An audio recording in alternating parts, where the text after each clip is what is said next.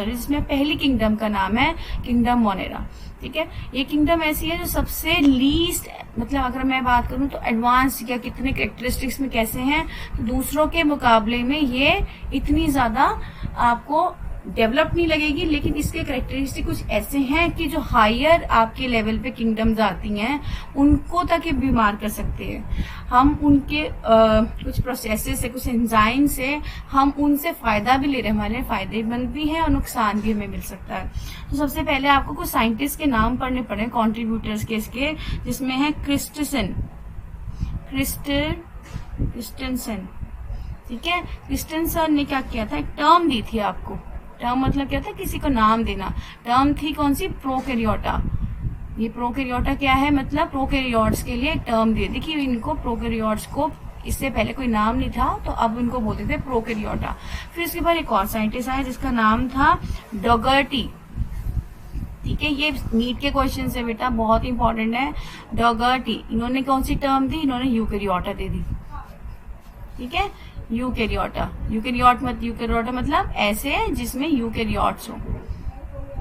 Fine. फिर उसके बाद एक आए साइंटिस्ट जिनका नाम था सीबी वैन नील।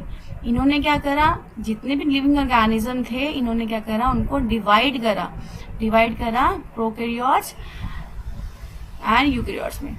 लिविंग ऑर्गेनिज्म मैं शॉर्ट में लिख रही हूँ, ठीक है, living organism into prokaryotes and eukaryotes में डिवाइड कर दिया।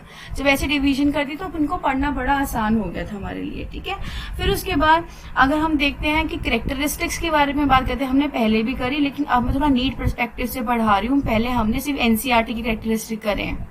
ठीक है, अब ये नीट वाले क्वेश्चंस भी हैं और प्लीज जो मैं आपको अंडरलाइन करने को कहती हूँ, हाईलाइट करने को कहती हूँ, साथ के साथ करते रहना क्योंकि ईजी रहेगा आपके लिए। बाकी आपके पास ये वीडियो भी होगी तो तब भी इजी रहेगा, लेकिन माइंड मेकअप कर लेना कि करना है। सोल मेंबर अगर आप देखते हो इस पूरी किंगडम का, तो वो कौन है, बैक्टीरिया। सोल मेंबर मतलब एंटायरली अगर आप देखते हो कि इसमें कौन से मेंबर्स हैं, बैक्टीरिया। अब ये है कि बैक्टीरिया के अलग अलग टाइप्स है। ठीक है, जैसे मोनेरा के अंदर आप अलग अलग टाइप्स पढ़ोगे बैक्टीरिया के, तो उसमें लेकिन अगर सब है तो बैक्टीरिया, लेकिन कुछ ना कुछ हर कैटेगरी के अंदर कोई ना कोई चेंज है। ठीक है, ये बैक्टीरिया जो टर्म थी बेटा, ये दी थी एक साइंटिस्ट ने जिसका नाम था एहरेनबर्ग। ठीक है, एहरेनबर्ग, ये क्वेश्चन आया हुआ है नीट के अंदर, term by Ehrenberg, this is very important. ठीक है, फिर उसके बाद अगर आप देखो तो इन क्या है, माइक्रो ऑर्गेनिजम्स है ना। सोल मेंबर है माइक्रो ऑर्गेनिजम्स। सी नेक्स्ट टाइम मैं माइक्रो ऑर्गेनिज्म ऐसे लिखूंगी शॉर्ट फॉर्म में। ठीक है, ऐसे लिखते हैं शॉर्ट फॉर्म में। फिर उसके बाद एक साइंटिस्ट था जिसका नाम था सेडेलॉइड। ये एक बहुत ही कम बुक्स में मिलेगा, सेडेलॉइड, लेकिन ये एम्स का क्वेश्चन है। सेडेलॉइड जो थे, he gave the term of microbe.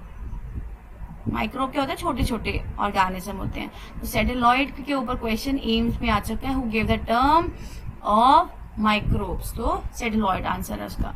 ठीक है, फिर नेक्स्ट है कि ये आपके ऑर्गेनिजम्स जो हैं bacteria, they are the sole member. ठीक है, एंड ये एवरीवेयर मिलेंगे। एवरीवेयर मतलब कॉस्मोपॉलिटन वर्ड यूज किया जाता है इसके लिए, कॉस्मोपॉलिटन का मतलब क्या है, ये आपका कॉस्मोपॉलिटन है ना। कॉस्मोपॉलिटन का मतलब है हर जगह मिलेंगे, आपको पानी में मिलेंगे, आपको डीप सी में मिलेंगे, आपको सॉइल में मिलेंगे। ठीक है, आपको ये स्नो में मिलेंगे, आपको अपने फ्रिज के फ्रीजर में भी मिल सकते हैं। तो ये हर जगह आपको ये मिल सकते हैं। तो क्यों, क्योंकि इनके पास क्या है, वेराइटी ऑफ हैबिटेट। हैबिटेट क्या होती है, जहां पे कोई ऑर्गेनिज्म रहता है। तो वेराइटी ऑफ हैबिटेट होगी तो क्या मतलब कि आपके पास स्नो है, ठीक है, डेजर्ट है, डीप ओशन है। डीप ओशन में कितना ज्यादा टेम्परेचर होता है, तो वहां 3000 डिग्री तक होता है। तो वहां तक अगर 300 डिग्री सेल्सियस होता है, तो अगर वहां तक भी आपको इनमें कुछ मिलेंगे, जैसे आर्की बैक्टीरिया। मैं अभी आपको बता रही हूँ, लेकिन मैं तब भी पढ़ाऊंगी, लेकिन आप लोग इन चीजों को दिमाग में रखना जरूर।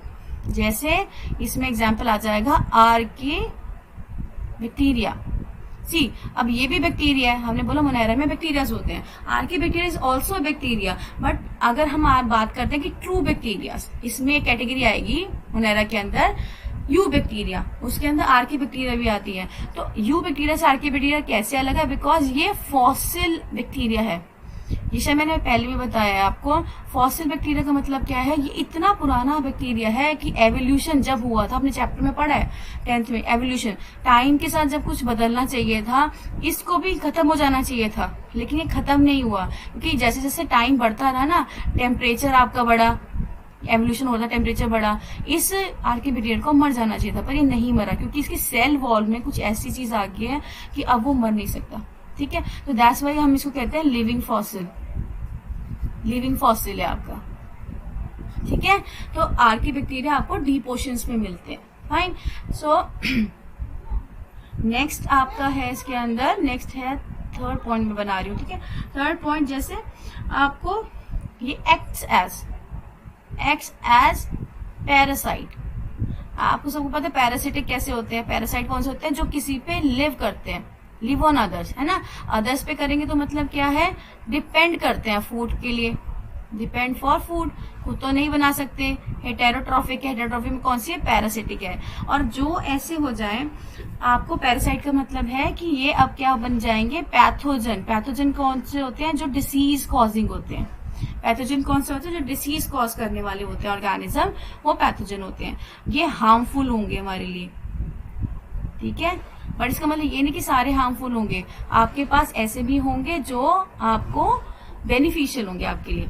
ठीक है, कुछ ऐसे भी होंगे जो बेनिफिशियल भी हो सकते हैं, बेनिफिशियल ऑल्सो,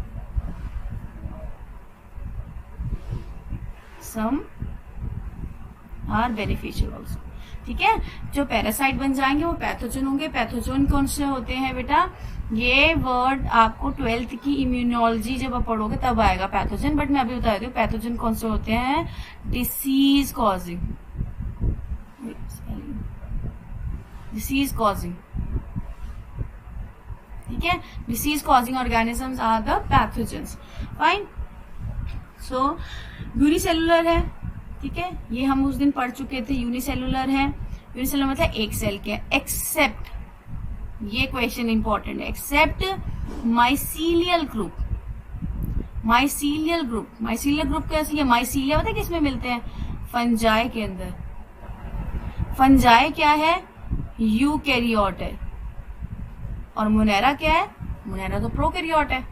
तो इसका मतलब अगर फंजाई जैसा कुछ यहाँ पे कैसे आ गया, ये माइसीलियल जो होता है, माइसीलियल एक स्ट्रक्चर है, ठीक है, उसकी बॉडी का स्ट्रक्चर का पार्ट है, उसी तरह का आपको सिर्फ फंजाई के अंदर मिलेगा। और फंजाई यूकैरियोट है, तो वो मोनेरा के अंदर क्या कर रहे हैं, है ना। तो मतलब ये है कि यहाँ पे ये जो माइसीलियल ग्रुप है, इसका नाम है एक्टिनोमाइसिटीज। ये भी आप एक पढ़ोगे मोनेरा के अंदर, एक्टिनोमाइसिटीज। एक्टिनोमाइसिटीज एक कनेक्टिंग लिंक है, कनेक्टिंग लिंक है बिटवीन आपका बैक्टीरिया एंड फंजाई। तो एवोल्यूशन में ऐसा हुआ कि कुछ बैक्टीरिया थे जो टाइम के साथ माइसीलियल ग्रुप भी अपनी ग्रोथ भी दिखाने लग गए।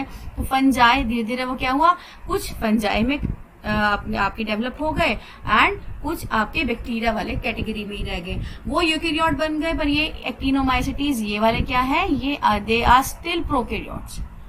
ठीक है, कैरेक्टरिस्टिक तो मिल गई उनको कौन सी, फंजाई की माइसीलियल ग्रुप वाली मिल गई।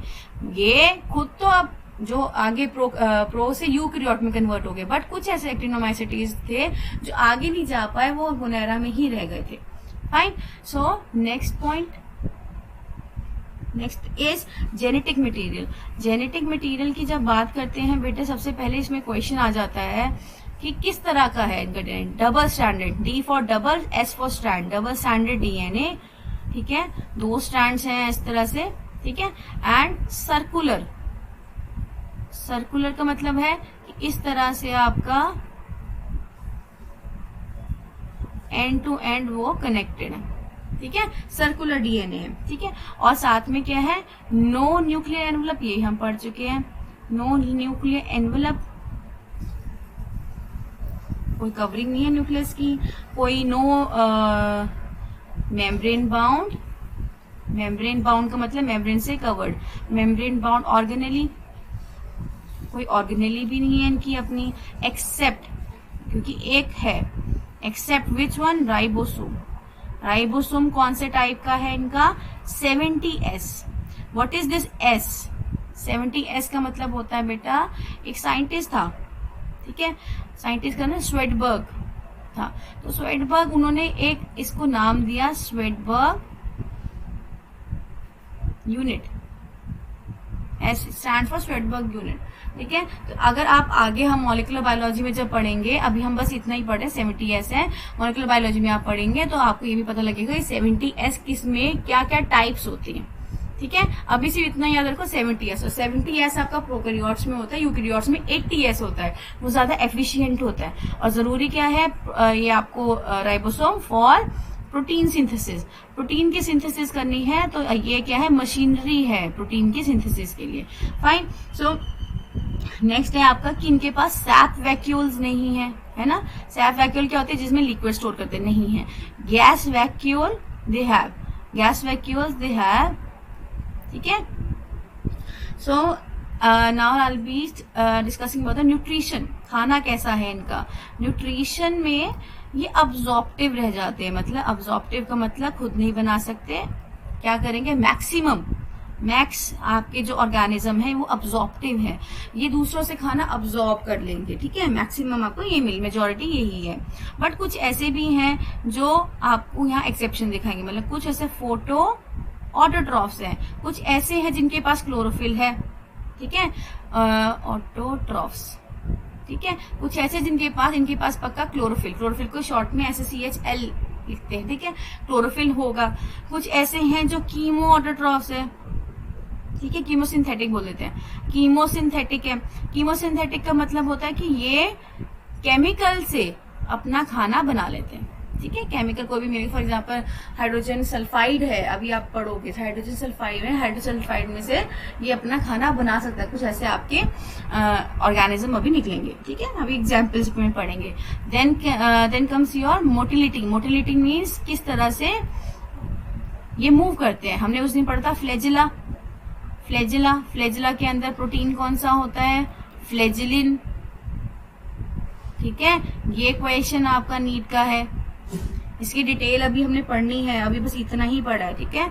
ये फ्लैजिला किस तरह से शो करता है, आपको दो तरह से मूवमेंट शो करता है, या तो ये ग्लाइडिंग करेगा, ठीक है, या ये बीटिंग करेगा। अगर ग्लाइडिंग कोई चीज कर रही है तो ग्लाइडिंग का किस तरह से करेगी, ग्लाइडिंग में ये सिक्रीट करती है, सिक्रीट करेगी क्या चीज, म्यूसिलेज। म्यूसिलेज क्या होता है बेटा, एक स्टिकी मटेरियल है, ठीक है, ये एक स्टिकी मटेरियल है, जो स्टिकी मटेरियल एक जो ऑर्गेनिज्म होगा आपका वो अपने सेल में से बाहर निकालेगा, ठीक है, फिर उस पे क्या करेगा, उस पे स्लिपिंग करेगा, स्लिप करेगा, ठीक है, उस पे स्लिपिंग करेगा, स्लिप मतलब स्लिप कर जाएगा और आगे की तरफ मूवमेंट शो करेगा, ठीक है। फॉर एग्जाम्पल इस तरह का आपको नाम याद करने हैं और इन नाम से घबराना नहीं है बिल्कुल भी, एक मिनट, ठीक है। एग्जाम्पल जैसे फॉर एग्जाम्पल इसमें corny bacteria, sorry cyanobacteria, cyanobacteria scientific name है साइनोबैक्टीरिया, तो इसको अंडरलाइन करेंगे। देन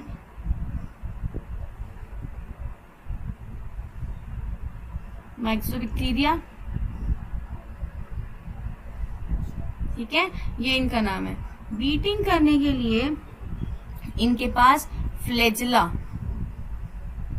होना जरूरी है, फ्लैजिला होना जरूरी है। फॉर एग्जाम्पल ये नाम तुम पढ़ चुके हो, इकोलाई, ठीक है, देन विब्रियो, ये नाम अभी दोबारा आएगा, ठीक है। ये कैसे होते हैं, विब्रियो आपके हमेशा कॉमा शेप्ड होते हैं, ये ऐसे ऑर्गेनिज्म है, ऐसे बैक्टीरियाज हैं जो आपके कॉमा शेप्ड मिलेंगे आपको, ठीक है। सो नेक्स्ट इज योर, अच्छा हाँ, ये भी मैंने आपको उस दिन बताया था शायद, जो फ्लैजिला है, फ्लैजिला का ये क्वेश्चन है, फ्लैजिला कहाँ अटैच्ड होता है, ठीक है, ये अटैच होता है attach to the cell membrane, cell membrane से अटैच्ड होता है, ठीक है, और ग्रो करता है टिप पे। जैसे ये आपकी प्लाज्मा मेम्ब्रेन है एंड यहाँ पे आपकी सेल वॉल है। सेल वॉल के अंदर क्या होते हैं बेटा, पोर्स होते हैं, ठीक है, एंड यहां से अटैचमेंट होगी, ठीक है, अटैचमेंट होगी और ये बाहर जाएगा। ग्रोथ यहां से शो होगी, लेंथ बढ़ेगी इसकी, ठीक है। सो नेक्स्ट पॉइंट इज आपका कि सेल वॉल। अब आया मेन वाला पॉइंट, ठीक है। मेन पॉइंट अब है कि सेल वॉल कैसी है। यहां बहुत सारे क्वेश्चंस बनेंगे अब। So next point is cell wall. अभी थोड़ा सीरियस होके बैठ जाओ, because this is very important. Cell wall जो होती है बेटा, ये बनी होती है made up of peptidoglycan, of peptido, इस नाम से ही पता लग जाएगा किससे बने, ग्लाइकेन। पेप्टिडोग्लाइकेन का मतलब होता है, या तो इसको मुरेन भी बोलते हैं, मुराइन, और म्यूकोपेप्टाइड। अब इससे भी पता लग सकता है नाम, ये किससे बनेगा, पेप्टाइड, ठीक है। Muco word is for the carbohydrate, peptide word is for the protein part, पेप्टिडो word is for the protein part and glycan part is for the carbohydrate part. तो इन्होंने क्या बोला कि इसमें कोई ना कोई चीजें ऐसी हैं जो आपकी बनी है आपके कार्बोहाइड्रेट और प्रोटीन वाले पार्ट से, ठीक है। तो इसमें अगर देखते तो इसमें क्या चीजें होती हैं, इसमें आपको मिलेगी पॉलीसेक्राइड्स। अब पॉलीसेक्राइड्स क्या होते हैं, पॉलीसेक्राइड्स ज्यादा कार्बोहाइड्रेट्स, ठीक है। जब रिपीटेटिंग यूनिट्स आपकी आती रहती हैं, कार्बोहाइड्रेट आता रहता है और बहुत बड़ी बड़ी चेन बना देगा। पॉली मतलब बहुत सारी, saccharide word is for the carbohydrate, और ये बॉन्ड्स बनाएंगे एंड बहुत लंबी चेन बन जाए, पॉलीमर, ठीक है। सो नेक्स्ट इज, इसमें क्या क्या होंगे, इस तरह के आपके अमाइनो शुगर्स होंगे, ठीक है। इसमें पॉलीसेक्राइड में पहले क्या आएगा आपका, फर्स्ट इज ग्लूकोज। ये जो पॉलीसेक्राइड है इसमें हो सकता है ये ग्लूकोज हो, ठीक है, ये मैनोज हो, ठीक है। इस हिसाब से ग्लूकोज मिलेगा आपको, मैनोज मिलेगा आपको, लैक्टोज मिलेगा आपको। ये बायोकेमिस्ट्री में हम दोबारा से पढ़ेंगे इन सबको, इनके स्ट्रक्चर पढ़ने हैं। अमीनो शुगर्स पढ़ना है आपने, अमीनो शुगर्स पढ़ना है, ठीक है। अब ये अमीनो शुगर्स क्या होते हैं, ये अमीनो शुगर्स में आप बोलोगे कि इसमें दो, ये नाम आपको याद रखने हैं। इस पूरे में वो नाम ही था जो सबसे ज्यादा इम्पोर्टेंट था, ठीक है। इसके अंदर आप पढ़ेंगे कि नाम कौन से हैं आपके, नैम एंड नैग, ठीक है, NAM and NAG, NAM and NAG, this is very very very important, ठीक है। ये स्ट्रक्चर आज हमने अच्छे से करना है, चाहे लेक्चर आगे बढ़े ना बढ़े, पर ये चीज होनी चाहिए। एन एसेटाइल, इसका नाम एन एसेटाइल ग्लूकोज अमीन, इसकी फुल फॉर्म है नैग की, एंड नैम की एन एसेटाइल म्यूरामिक एसिड, ठीक है। ये म्यूरामिक एसिड है, इनको आप क्या बोलते हो, इनको आप बोलते हो अमाइनो शुगर्स। ये कहाँ मिलते हैं, ये सेल वॉल में मिलते हैं। सेल वॉल किससे बना है, पेप्टिडोग्लाइकेन से। उसमें क्या, सेल वॉल में क्या क्या होता है, पॉलीसेक्राइड होते हैं। पॉलीसेक्राइड कैसे होता है, glucose, mannose, galactose and amino sugars. Amino sugars कैसी होती हैं, अमाइनो शुगर होती है दो तरह की, नैम एंड नैग। नैम मतलब N acetyl muramic acid, NAG मतलब N acetyl glucosamine, fine. अब इसमें कहते क्या और क्या चीज होगी आपकी, एक ऐसा पार्ट भी होगा जो प्रोटीन वाला पार्ट हो गया, तो कार्बोहाइड्रेट का पार्ट हो गया ना। अब आगे कौन सा आपका प्रोटीन का part, amino acid. Amino acid कौन सी होती हैं, इनके नाम याद कर लो। ये एल एलेनिन के ऊपर क्वेश्चन आया हुआ है, एल एलेनिन ठीक है, एल लाइसिन, डी एलेनिन, ये हम बायोकेमिस्ट्री पढ़ेंगे तो मैं आपको इस दोबारा से डी एल ई क्या सब बताऊंगी, क्योंकि आप केमिस्ट्री में भी पढ़ेंगे, केमिस्ट्री में भी ये चीज आएगी। डी ग्लूटामिक एसिड, तो ये सारी एसिड, अभी आपसे इनको नाम याद कर लीजिए बिकॉज आपकी स्टार्टिंग है। धीरे धीरे आप जब पढ़ोगे बायो तो आप इनके बारे में और ज्यादा डिटेल पढ़ेंगे, एंड मेजर आपको इसकी एल एंड डी जो ओरिएंटेशंस हैं ये आप केमिस्ट्री में पढ़ेंगे, केमिस्ट्री में आएगा ये। फाइन, तो उन्होंने क्या बोला कि इस तरह की आपको यहाँ पे अमाइनो एसिड मिलती है। अब मैं आपको डायग्राम ड्रॉ करके दिखा रही हूँ। उन्होंने क्या बोला, कहते हैं कि I am giving red for the NAM and blue for the NAG. Fine, so इन्होंने बोला कि सेल वॉल में आपके पॉलीमर्स होते हैं। पॉलीमर्स किसके होते हैं जी, आपके पेप्टिडोग्लाइकिन बनता है उसमें, और पॉलीसेक्राइड और अमाइनो एसिड्स बनती हैं। क्या होता है वहां पे, कहते हैं आपके ऑल्टरनेटिंग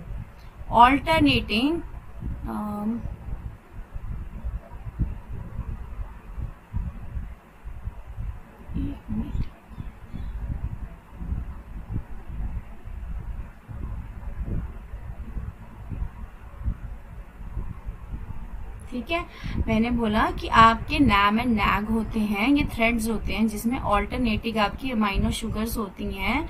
ठीक है, और ये क्रॉस लिंक्ड होती हैं एक दूसरे से, मतलब cross link with the help of the जो आपके ये जो आपकी अमाइनो एसिड्स हैं, जो हमने पढ़ी अमाइनो एसिड, ये जो है ये acid alanine, lysine, glutamic acid है ना, तो इनसे ये क्या करते हैं, दीज आर, ये जो थ्रेड्स हैं ये आपके लिंक्ड रहते हैं। ठीक है, ताकि they are joined by the fine. मैंने बोला कि ये पार्ट आपका कौन सा, red one is for the suppose NAM and blue part is for the NAG, मतलब जो आपकी अमाइनो शुगर्स है दे आर प्रेजेंट कैसे, ऑल्टरनेटिंग है, एक के बाद एक। ठीक है, ये कैसी होती है, ऑल्टरनेटिंग। ठीक है, ऑल्टरनेटिंग होती है। देन आपके यहाँ पे ये क्या है, आपकी अमाइनो एसिड्स, अमाइनो लिंकेज, ऐसी लिंकेज है, लिंक बना हुआ है जिसने नैम और नैग के थ्रेड्स को जोड़ा हुआ है। ठीक है, इस तरह का आपका क्या बनेगा, ये सेल वॉल का स्ट्रक्चर है बैक्टीरियाज के अंदर, मोनेरा के अंदर स्पेसिफिकली। ठीक है, देन इसके अंदर आपको एक और चीज पढ़नी है, that is very very very important, कि ये जो आपका सेल वॉल है this is very rigid, very rigid, but rigid है, पर इसको कौन तोड़ सकता है, वो हमारे अंदर एक ऐसी आपका एंजाइम है। ठीक है, वो एंजाइम है जो इसको तोड़ सकता है, that enzyme is called, very important, ये क्वेश्चन आ चुका है, लाइसोजाइम। ये कहाँ मिलता है, आपके सलाइवा में। ये जो सलाइवा में पीएच होती है ना, वहां से ये लिंकेज टूट जाती है। ठीक है, सो लाइसोजाइम जो एंजाइम में होता है, that can destroy the cell wall of bacteria. See, when I am saying bacteria, तो इसमें मैंने सारे तरह के बैक्टीरिया इन्वॉल्व कर लिया, whether it is mycoplasma, whether it is herky bacteria, whether it is U bacteria. ठीक है, इस तरह की मैं ऐड कर रही हूँ।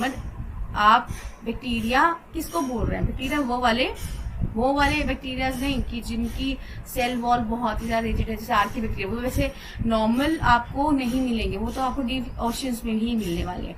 ठीक है, लेकिन वैसे अगर आपकी लाइसोसोम है तो वो आपको सलाइवा में से अगर आपके माउथ में आ जाते हैं, तो अगर आपकी इम्यूनिटी अच्छी है उस टाइम तो वो डिस्ट्रॉय हो जाएंगे। ठीक, और इसमें सेल वॉल के अंदर और आपको क्या मिलता है, सेल वॉल के अंदर कुछ एसिड्स मिलती हैं। ठीक है, कुछ अदर एसिड्स है, पर इनका नाम आपको आना चाहिए, जैसे डाई अमीनो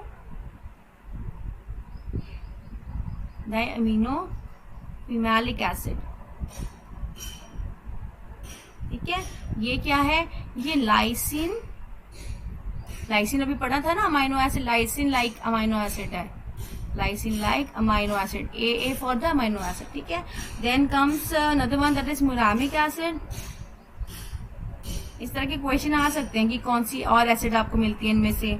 ठीक है, ये एक अमाइनो शुगर एसिड है, एसिड आपको पता ही, एसिड के कौन सा ग्रुप लगता है, अमाइनो शुगर एसिड, ठीक है। Then next one is teichoic acid, this is very important, teichoic acid, teichoic acid very important. ये क्या करता है, प्रोवाइड करता है रिजिडिटी, प्रोवाइड रिजिडिटी, जो आपके बैक्टीरिया है उनकी रिजिडिटी प्रोवाइड करता है, ठीक है। एंड वेरी इंपॉर्टेंट फैक्टर जो इसमें है, ये टिकोइक एसिड क्या है बेटा, ये एनआयनिक है। आई होप सपोज आपको आयन, एनायन, वो केटायन पता है, एनायनिक मतलब ये नेगेटिव वैलेंसी वाला है, तो ये क्या किसको अट्रैक्ट करेगा, ये केटायन को अट्रैक्ट करेगा, attract cations. For example Na positive, Mg2 positive, ठीक है। जब ऐसे करता है तो ये क्या करेगा, ये प्रोटेक्ट करता है, ठीक है। किसी भी बैक्टीरिया को it is going to protect करता है। देखो रिजिडिटी दे दी, प्रोटेक्ट कर रहा है, ठीक है। स्पेशली किस में मिलेगा आपको, प्रोटेक्ट ग्राम पॉजिटिव बैक्टीरिया। उस दिन हमने पढ़ा था, मैंने आपको दिया था एक वीडियो दी थी, ठीक है, तो उसमें आप लोगों ने ग्राम पॉजिटिव नेगेटिव पढ़ा था। बट अभी हम, ये हमारी जर्नल डिस्क्रिप्शन खत्म होने लगे, तो we'll be studying about the bacteria now. तो प्रोटेक्ट करता है ग्राम पॉजिटिव बैक्टीरिया। अभी एक जर्नल पढ़ लीजिए, और क्या किससे बताता है, फ्रॉम, किससे करेगा, फ्रॉम थर्मल, थर्मल मतलब टेम्परेचर से रिलेटेड है, thermal word is for the temperature related, thermal injuries, की टेम्परेचर बढ़े तो वहां पे वो बचा लेगा, कैसे कि अपने एनायन से केटायन का इंट्रैक्शन कर देगा, that is very strong in gram bacteria, and thermal injury से ये अपने आप को बचा लेता है, ठीक है। सो नेक्स्ट इज आपका जो सेल वॉल का स्ट्रक्चर आपको ये मिलेगा, जो हमने पूरा स्ट्रक्चर पढ़ा। इसमें जो सेल वॉल है आपकी कैसी है, प्रिमिटिव कैरेक्टर्स है। अब ये क्यों है, cell wall is primitive, primitive का मतलब बहुत पुरानी है। वाई, बिकॉज अगर आप आगे आगे चलते जाएंगे ना, तो प्लांट्स में क्या मिल रहा है आपको, सेलुलोज मिल रहा है, फंजाई में मिलता है chitin, CHI। For example I am saying कि फंजाई के अंदर आपको मिलता है काइटिन, ठीक है। प्लांट्स में आपको मिलता है सेलुलोज, और जो इनकी कंपोजिशन है वो बहुत ही प्रिमिटिव टाइप की होगी है, बहुत ही पुरानी टाइप की है, वो इतनी कोई एडवांस तो है नहीं है, ठीक है। लेकिन कुछ ऐसे एक्सेप्शन है जो आपको याद करने हैं, उन केसेस में वो प्रिमिटिव नहीं है। Exceptions are always asked as your question. Exception जैसे जाइमोसार्सिना, अब ये सार्सिना वर्ड दोबारा आएगा बैक्टीरिया के अंदर, ये नाम याद रखना, जाइमोसार्सिना, ठीक है। और एसिटोबैक्टर,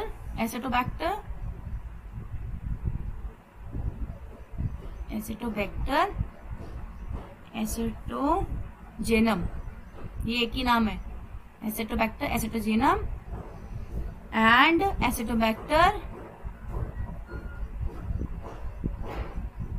एसिटोबैक्टर ज़ैलनम। इनमें ऐसा क्या है, इनके अंदर बेटा ये है कि इनका ये जो सेल वॉल है ना, ये बना हुआ है किससे, सेल वॉल ऑफ सेलुलोज। ये क्या हो गया, क्योंकि ये तो प्लांट का कैरेक्टरिस्टिक है, मतलब कोई एक्सेप्शन ऐसा आ गया, मतलब कोई ऐसे बैक्टीरिया थे, आपके प्रोकैरियोट्स थे, आपके बैक्टीरिया थे, जिनको जाना तो था आगे, लेकिन वो उसी स्ट्रक्चर के साथ प्रोकैरियोट रहे, यूनिसेलुलर रहे, और वहीं पे रह गए मोनेरा के अंदर, ठीक है। तो ये exception are very very very important. एक और एक्सेप्शन है आपका mycoplasma.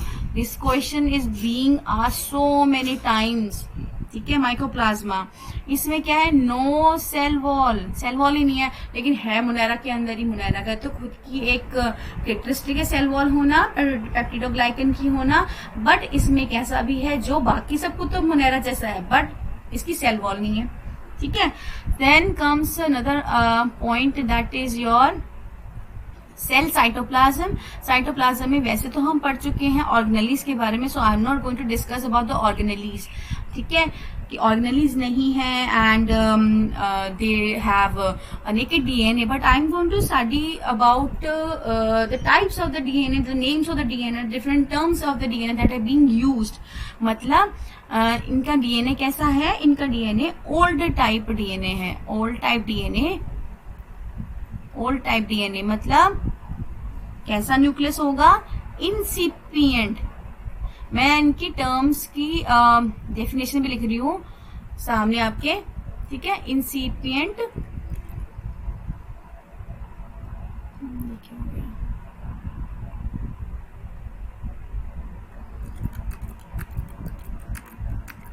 Just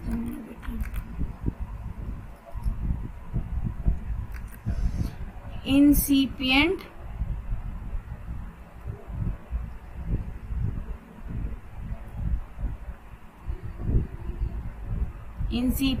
nucleus,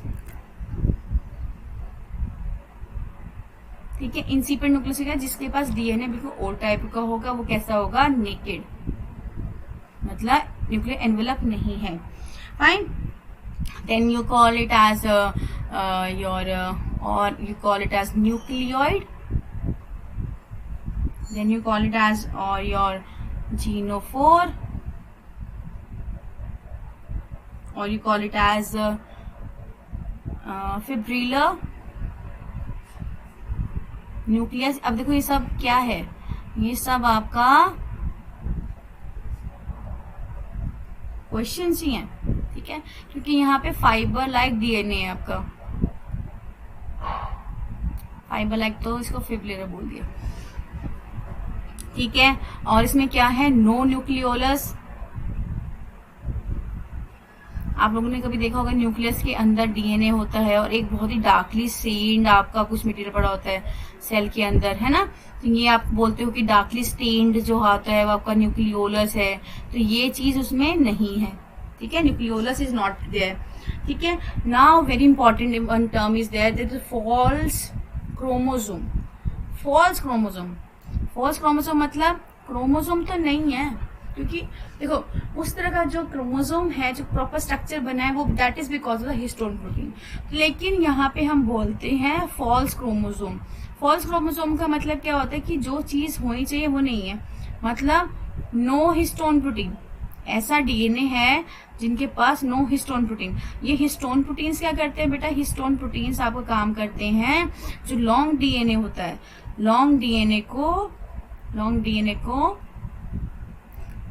coiling, coiling मतलब अगर ये आपका डीएनए है, सॉरी हिस्टोन प्रोटीन है, यहाँ इसके आसपास आपका डीएनए वाइंड कर जाएगा, कॉइल कर जाएगा। तो इतनी बड़ी लेंथ जो है, कहीं से भी कुछ टूट सकता है, तो इसको कौन प्रिवेंट करता है, हिस्टोन प्रोटीन। आपका हिस्टोन प्रोटीन एक आपको साइड देता है डीएनए को कि आप मेरे आसपास आप कॉइल हो जाओ, ठीक है। जब जब हमें खोलना होगा, जब आपकी कोई सी जीन के हमने काम करवाना होगा, तो हम क्या करेंगे, हम उसको अनवाइंड कर देंगे, ठीक है बेटा। सो जो नॉन हिस्टोन प्रोटीन्स है इसमें, ठीक है, ये वाले these non-histone proteins called polyamines, ठीक है। ये नॉन हिस्टोन प्रोटीन जो है इनको हम क्या बोलते हैं, पॉलीअमीन्स इन योर मोनेरा में पॉलीअमीन्स बोलते हैं इसको, ठीक है। सो नेक्स्ट इज एक चीज मैं आपको बताना चाहती हूँ, बहुत इंपॉर्टेंट है वो। ओके, हमने बोला ऑर्गेनेलीज तो नहीं है, ऑर्गेनेलीज नो, है ना, बट ये क्वेश्चन है और ये बहुत इंपॉर्टेंट क्वेश्चन है।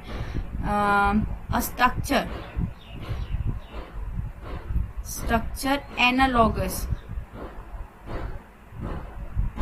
एनालॉगस का मतलब पता है क्या होता है, जो सेम फंक्शन कर रहा हो, एनालॉग और एनालॉगस और सिमिलर, ठीक है, और फंक्शनली सिमिलर टू माइटोकॉन्ड्रिया। इन मोनेरा के पास एक स्ट्रक्चर होता है दैट इज कॉल्ड मीसोसोम्स। ये मीसोसोम्स क्या होता है बेटा, मीसोसोम्स होते हैं आपके, जैसे मैं आपको दिखा देती हूँ, ये एक स्ट्रक्चर है, प्लाज्मा मेम्ब्रेन का, and there is some foldings, यहाँ डीएनए पड़ा हुआ है। इस स्ट्रक्चर को आप क्या बोलते हो? मीजोसोम्स। ये मीजोसोम्स क्या है बेटा? ये मीजोसोम्स होते हैं, they are the structure, they are the infoldings. Infoldings है ना, अंदर की तरफ फोल्ड हो रखा है ये, और इनफोल्डिंग्स है ये आपकी। ये इनफोल्डिंग्स किस लिए है? ये है यहाँ पे क्या, इनफोल्डिंग्स हैव, अब मैं कुछ बोलूंगी मेरे ख्याल से आपको समझ आ जाना चाहिए। इनफोल्डिंग्स हैव ऑक्सीडेटिव और रेस्पिरेटरी एंजाइम्स। मतलब ये कहाँ मिलते हैं? ये आपको मिलते हैं एज इन माइटोकॉन्ड्रिया। क्यों? माइटोकॉन्ड्रिया में क्या होती है? रेस्पिरेशन होती थी, ठीक है। माइटोकॉन्ड्रिया के पास मेम्ब्रेन बाउंड ऑर्गेनेली नहीं है, सिर्फ राइबोसोम था। तो अब इन्होंने क्या करा, अब कुछ तो होना चाहिए ना, तो इन्होंने क्या करा, प्लाज्मा मेम्ब्रेन की इनफोल्डिंग्स कर दी, जिनके पास आपके कुछ एंजाइम्स हैं, those are called your oxidative respiratory enzymes, जिनको हम मीजोसोम्स बोलते हैं, ठीक है। ये इनफोल्डिंग्स क्या है? इनफोल्डिंग्स क्या करती है? आपका सरफेस एरिया बढ़ाती है। इनफोल्डिंग इंक्रीजेज, बस ये लास्ट है, अब नेक्स्ट लेक्चर में करें। इंक्रीजेज द सरफेस एरिया, ठीक है। याद करो जरा, स्मॉल इंटेस्टाइन, राइट प्रोसेस है, चैप्टर 6 क्लास 10, वहां पे भी क्या था? इनफोल्डिंग्स थी स्मॉल इंटेस्टाइन में, अब्जॉर्प्शन बढ़ाने के लिए। कहीं पे भी फोल्डिंग आ गई, that is because for increasing the surface area. So इस तरह से वो हेल्प करते हैं, ठीक है। एंड अगर हम बात करते हैं रिप्रोडक्शन की, तो रिप्रोडक्शन में हम पढ़ चुके थे, डिटेल तो भी हम नहीं कर रहे हैं, तो हम पढ़ चुके थे। बाइनरी फिजन होती है या आपकी बर्डिंग होती है। बाइनरी फिजन है, बाइनरी फिजन, बर्डिंग भी मिलेगी कहीं कहीं, पर मेजॉरिटी आपकी कौन सी है? बाइनरी फिजन की। फाइन।